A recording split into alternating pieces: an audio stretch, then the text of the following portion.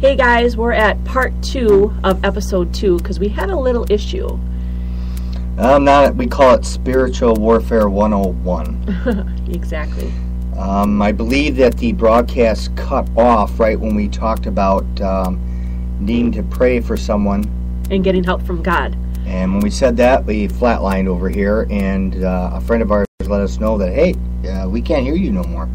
This is kind of like anybody that's been out there doing ghost investigating, your batteries go dead, things quit working. Well, in the spiritual realm, when the dark entities, if you will, don't want to have broadcasted what you have to say, well, you're shut off. And that's why he's called the principalities of the power of the air. Yep, of the airwaves. That's because he takes over all those physical things. But it just proved our point of what we were trying to say, is that when you have the power to stop these things, everything is going to try to come against you to stop you. So we were into the emails, and we were actually answering, I think, Becky from Washington.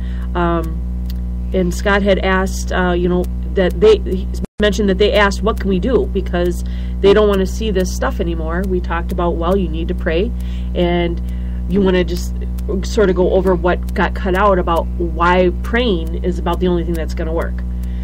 You have to go to the main source. Yeah, you have to go back to the spiritual leader, if you will. The whole thing started with God, and that's where you have to go back to. You have to go back to the master of this whole thing. It's a chain of command.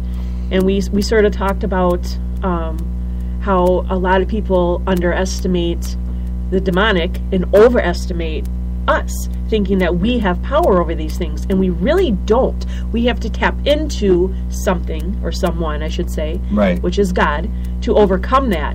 And right, that is what stops these things. Because we've tried everything. And I mean, we have over 30 years of experience in this, and you can try. And we have another question too. Let me get to that email. It was about, they asked about why salt and sage does not work. Let's see. Here it says, love your first episode. And this person didn't give their name, so I have their email, but I don't want to read it online. Downloaded it, and I go over some of your points. You two remind me of the Warrens big time, and I'm assuming that means Ed and Lorraine Warren. They're famous in the paranormal world for their work with the demonic and stuff like that. He says, awesome. I'm wondering why people say salt and burning sage gets rid of spirits. I've never seen it to be effective. What does work? And so we talked about, in the spiritual realm, things in the physical realm don't get rid of it. Right. You can't take and fight a spiritual thing with a physical thing. It's not how it works. You fight spiritual with spiritual. Yeah, and I've done a lot of research on where these things come from, and you've got so many cultures out there and so many religions and things like that, and they do a lot of natural stuff, herbs and plants, and I think maybe it derived from, a mixture of past cultures. The paranormal world, the New Age world, they call it smudging and cleansing. Sage is meant to cleanse on a spiritual level. Salt is supposed to be protection against evil spirits, and not just salt, but sea salt. Yeah, they got to be specific. Holy water is used to attack evil creatures and remove evil. And remember, I hope we're not repeating ourselves, but remember that water cannot be holy. Only people can be holy. So these things don't work, and we speak from experience. This is not an opinion. We've had so many years of doing different techniques, and when it was failing, we had to just keep trying until we found what did work. And what did work was God, His Word, a prayer, using the name Jesus. And I know, and we talked about you don't have to be religious for these things to work. When Scott and I really didn't have a lot of truth on what was going to help certain situations, but that one place that we were at had an infestation of flies. It was a demonic presence at that house, and he opened up the Bible, lifted it up, and all the flies dropped dead. So, what made you do that? You just, we didn't really even I don't like flies. I mean, what made you I the Bible. hate flies. I know, flies are terrible. We went over this last week about the flies. See? We shouldn't be repeating ourselves. No. People say, oh, they talk about the same things. Flies, flies, flies. But that's the perfect case. It is. Of not, you don't necessarily have to have faith or belief or trust, but the word will do for itself, and then God will take it from there. Well, we know that in the Bible talks about Beelzebub being the Lord of the Flies, so I figure if he's Lord of the Flies, then get rid of the flies. So that made you open up the Bible. Yeah, I didn't like them. It was the middle of winter. They're buzzing around. They're aggravating. They smell. They're stinky. They're ugly. And so. And you didn't even read out of the Bible. No, you just opened it up and lifted it up. So the power of God took over the flight of the fly. He became flyless. He's no longer a fly. He's just a. He's a. Exactly. So I don't know why to this guy. I don't know. He's a flown. He's not a fly anymore. He's a flown. He's a past tense. I like it. A flown. We should just start writing these down. What's a dead fly? A flown. Well, so that's our answer in our nice little way. So we don't know why people use that. It's just something that progressed through time. You can start a rumor or start a thing. You can have success with something, and actually the explanation of the reality of it is that something else actually made it work. So you use the sage and you're just like, oh, problem's gone. Well, maybe the problem's gone because the problem left, but it had nothing to do with the sage. But this person says it worked, so it tells another person, and before you know it, we start a whole precedence of sage works. Well, why? Well, also, too, what we've seen a lot is where, people go through with this sage and do all this stuff, and then it stops for a couple days, and everybody's like, it worked, it worked. And so now everybody's talking about how this stuff worked. But what happens is, the spirit makes you think it's gone. And then it starts up again in time, and everybody's like, something's back, I've got something new. No, it never left to begin with. Right, it never left. Right. So, or, maybe it just hid or got left and then came back. So I think and I don't know if I said this in the first half, but we underestimate the power of the demonic world, and the fact that if someone's going to believe that someone like the sage or the salt or something works, the demonic world might say, if you believe that work, I can let you believe that worked. Yeah. So I can continue to do my work, and you can continue to be fooled by your ignorance, and I will. We're dealing with entities that have been around since the beginning of time with man for 6,000-7,000 years, and they know how to deal with us, and they know how silly we can be sometimes with our beliefs and our thoughts, and it's like, really, you think that worked? Okay, well, okay, go ahead, believe it. And they're very deceitful. They'll come back and they'll do something different, or make you think it's something different, so you don't tie it into what it originally was the first time. So you like, oh, the sage worked, so we got to do it again. And like I mentioned in Latoya Admin's case, they used the sage and stuff, and she said for 3 days, nothing. But then all hell broke loose. I mean, things went terrible for them. So, so then we have another email from Darren. Doesn't say where he's from. Dear Scott and Heidi, so my friends are into some pretty dark stuff.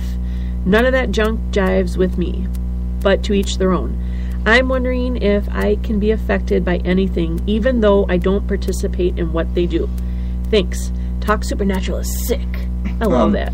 If your friends rob a bank and you're just sitting in a car the whole time, and you all get pulled over, guess what? You were an accessory. Did you do anything wrong? Maybe you didn't even have knowledge they were going to do this. You play with fire, you're going to get burned. You hang around a drug addict, eventually you'll try drugs. I mean, these things have a way of finding their way into your life. So if you're able to, break away from this in some way, or find new friends, it's not a good idea. You can't mix darkness and light. It doesn't work. No, and if you're in a room and someone turns off the lights and it becomes dark, well, you may not have turned off the lights, but you're still part of the dark. Part of the dark, right. So, unfortunately, what your friends do. So if you're going to hang around with them, if you don't have any problems now, that doesn't mean you won't have any problems later on either. Right. So you just never know. It's sort of like Russian roulette. You just never know when it's going to hit you. So you got to be really careful. If you're with them and they're doing something, leave. If you know they're going to do something, don't go. I'm sure that they got to do something else besides whatever dark stuff they're practicing. So, another one is Cat in Canada. Yeah, hey. Yeah, hey.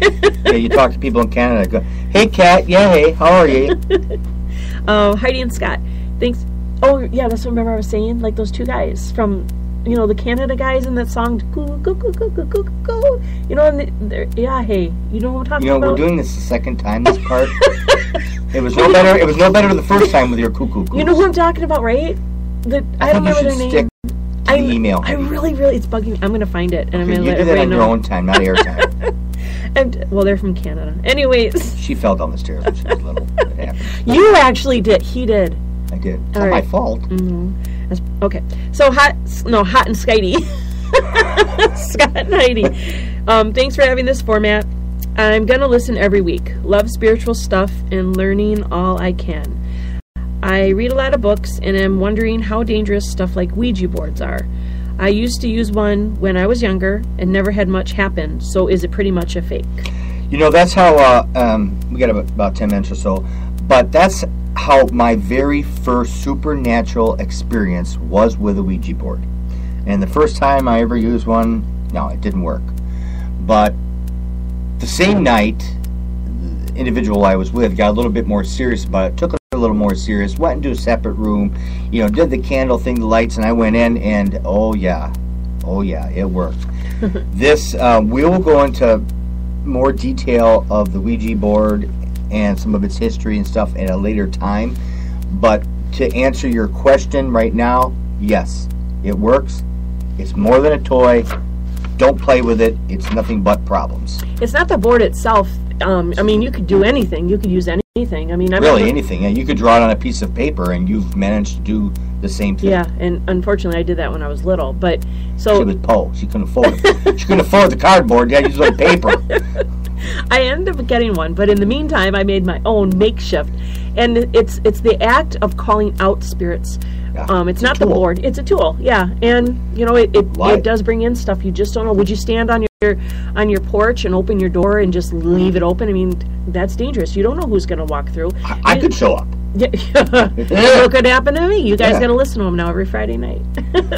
So you have to be careful. It's not a fake. Just because nothing hasn't happened to you doesn't mean it won't. We've had cases where people are in their 30s, 40s, and they don't understand why they've got all these problems. And then we give them, we have a questionnaire, and then we always find out that 9 times out of 10 there's some kind of calling out spirits, and a lot of times it's a Ouija board connection. Yep. Very, very, very common. They're like, well, I didn't use that except for when I was like 12, and it's like, well, you open the door. Yeah. Maybe, it's like in the wintertime, you opened up your door and you went in and out of the house, a mouse got in, you didn't know the mouse got in. It's weeks later before the babies are hatched, and you start hearing the crunching of whatever they're at, and you're like, well, who let the mouse in? Yeah. I didn't see a mouse. Well, no, you didn't see it. Yeah, you let him in. You didn't know you did, but you let him in, and he's found his way into your house, and now he's making it smell bad. We always end up talking about things we don't like. Flies, mice. I like mice. They're cute. Outside. Yeah, but not inside. Yeah. So, that was his email, or her email, Cat in Canada. So I hope we answered that question. Yeah, hey. It's not fake. We have, let's see, another question. That's cool. We're talking to somebody in Canada. Yes. That's like another country. Yeah, but we're so close to Canada. We're in Wisconsin. Did I ruin it for you? I'm sorry. Oh. Maybe we have a listener in Brazil that would like to... Brazil? Yeah, somewhere far, somewhere cool. They speak Brazilian. Yeah, I wouldn't know what to say. It's not, hey, Brazil. So... we'll have to find another. Right, we'll figure it out. Yeah. Here's another one. Let's see. No, I don't like that one because we answered that already when we were talking earlier. Next week we're going to be talking about night terrors. So we have a question from Marley. She says, my son who is 9 has night terrors. I know we have something in our house. Is that a coincidence? Please help. So it's like a perfect, I guess, ending to the show. Well, I'd like her to contact you again about telling us about this thing that she thinks it's in her house. And yes, night terrors are very real, and to the individual experiencing the night terrors, it's very scary. It's not just a nightmare. We have an individual we're working with in another state right now that her son has. He's to the point where he's missed school because he's tired. He's not getting any sleep at night, and he's afraid to go to sleep, and he doesn't. So this is very real, and sometimes the dream itself, to the listener of the dream, might say, why is that scary? But in the dream, it's very real, and there's a lot of different things can bring. We don't understand all of why night terrors happen, but she's claiming there's maybe something in her house that's kind of promoting this. And Marley, I'm pretty sure you're listening since you asked this question. So if you can email me back and maybe give us some detail, because next week, that's what we're going to be talking about. We're going to be talking about night terrors. We're